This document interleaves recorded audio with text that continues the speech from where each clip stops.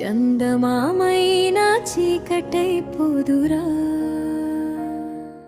గాజుల శబ్దాలోని పెరే వినిపించిందే, గాలి తాకినప్పుడు నీ స్పరసే గుర్తొచ్చిందే. పల్లెదారినంతా నీ జాడే కనిపించిందే, పండుగ వచ్చిన నానా